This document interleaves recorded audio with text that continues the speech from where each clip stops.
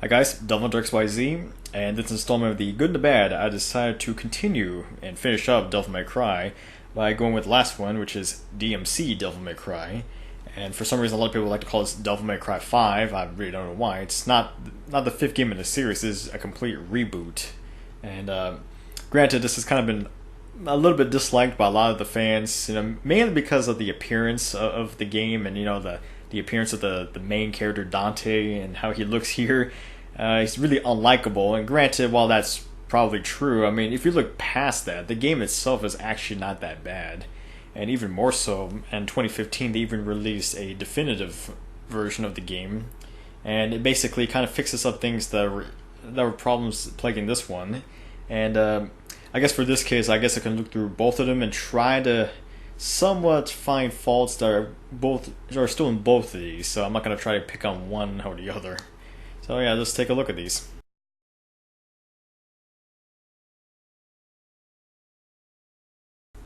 Well, for the good of DmC, one thing I can say that's pretty good is actually the difficulty. Well, I mean, Devil May Cry 1 and 3 were considered like the hard ones, I mean, pretty challenging games. And Devil May Cry 2 was kind of the easy game. I mean, I guess in the sake of difficulty-wise in there, it was easy, but it was also boring. I would say DmC is kind of more around Devil May Cry 4, where it's slightly challenging, slightly easy. It's kind of like a middle ground road, and I guess that's a good spot for most players to be at.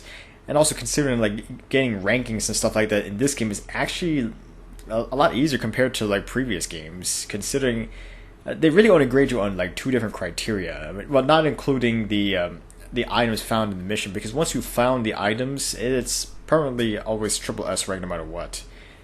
The second good thing I would say I like is the level design, and like every Devil May Cry game before that, I mean, they had interesting level design, not really much on traversing, but it's more like you're kind of scavenging to find items to open up different paths. And I mean, it's kind of was more like a Resident Evil style type of traversing.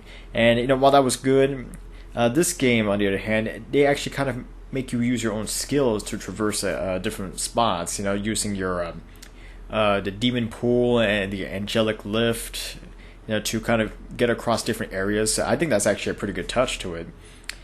And then the third good thing I like about it is probably the combat system.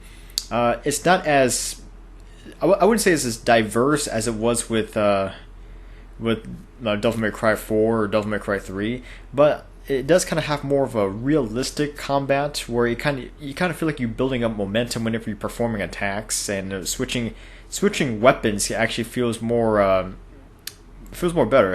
It's really kind of hard to explain it, but it just feels more natural for Dante. And I mean, the fact that you can switch between like any weapon on the spot, I mean, that's it's pretty helpful.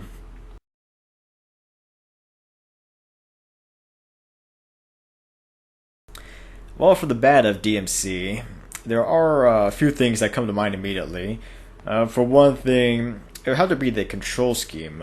Typically, the control scheme in the original series has kind of been mostly the same. Maybe granted, the first one was kind of different depending on which version you got. But here in DmC, the controls are kind of weird because you have your standard X to jump, square to fire, your guns, and then weirdly the triangle and circle. I mean, this is on a PS4, by the way. Triangle and circle for some reason are sword attacks, because you have like regular attacks and then special attacks, so it's just kind of hard to get used to that. And then also for switching weapons, you have to use the D-pad for some weird reason. And also you have a designated button for dodging, and if you want to use your devil trigger, you have to press in both sticks as opposed to like pressing it like the L1 button. So it's kind of a little bit counterintuitive on how you actually play the game. So if you've gotten used to the original versions of the game, here it'd be a little bit odd. It's going to be a little odd, feels a little weird, and it's going to take some time to get used to it. The second bad thing I would probably say is the enemies and the way how you defeat enemies. By that I mean there are some enemies that are kind of color-coded red, color-coded blue, so you had to use like angelic or demonic weapons. And it was more a problem in the original game because he had to use those type of weapons. In the definitive version, they changed it up where you can use any weapon technically, but it's still preferred to use the designated weapons. And because of that, it kind of restricts your gameplay style in a way where you have to use specific weapons to really be effective at defeating the demons. And then the third thing I don't really like is probably the Devil Trigger, which is kind of the most iconic thing to have in a Devil May Cry game. But here, it really acts more like, I guess, it really acts more like Quicksilver in a way, from Devil May Cry 3. But that, well, first of all, you don't even transform to a demon. You just have the white hair and the red coat, kind of acting like the original Dante. But when you activate Devil Trigger, Dante kind of like slows down time all around him, and then all the demons kind of thrown up into the air, kind of making it awkward to really hit anyone. So it's kind of strange. Yeah, you do get the damage increase, you do get life recovery, but it's just the fact that you had to throw all the demons in the air like that is just kind of strange to me.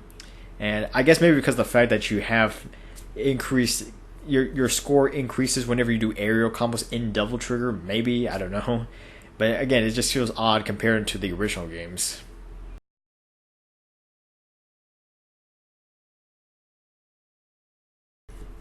Well, for improvements, and some of the problems can be quickly fixed by a few things, like for instance the control scheme. If they just made the controls similar to the original Devil May Cry, maybe have just everything on the melee related buttons, just have it on triangle like it was. Maybe have circle for dodging, kind of like Devil May Cry 2. Then that way you can have L1 for your Devil Trigger, and maybe switching weapons could be back to like the L2 and R2, something like that. That would have been nice. I mean, considering I don't think there really that too many weapons, honestly, in my opinion. And it would be a lot easier to kind of control that way. Maybe also throw in a taunting feature, something to help you out with your Devil Trigger, and kind of leading into that with Devil Trigger. I mean, it'd be easy if just give Dante a new mode, like actually becoming an actual demon, or at the very least, giving you the ability to just completely turn off the time freezing effects. I mean, granted, you can technically do that by going to like if you go into certain difficulty modes or something like that. But how about like something that can permanently turn off completely? And I guess as for the enemies themselves, I guess maybe it just reduce the amount of the color-coded enemies in a way, to kind of give us, I guess maybe give us a variety of demons, but specified attacks, or different attacks to maybe balance it out, I guess. But, maybe just reduce that, reduce the color-coding effect, so that way we can actually use whatever weapon whenever we want.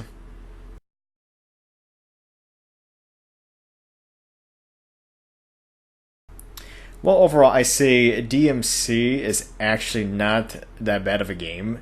I would actually say it's probably one of my top 3 Devil May Cry games I would ever play.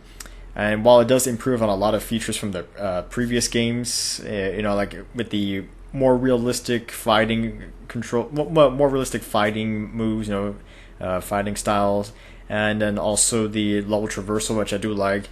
However, though, the weird control schemes is something you just have to kind of get used to. And I guess if you're also playing like the original version, it'd be more of a hassle since you didn't even have lock on. So you had to kind of do it without even locking on, which is kind of insane considering I think most people who play Devil May Cry games usually always lock on to enemies.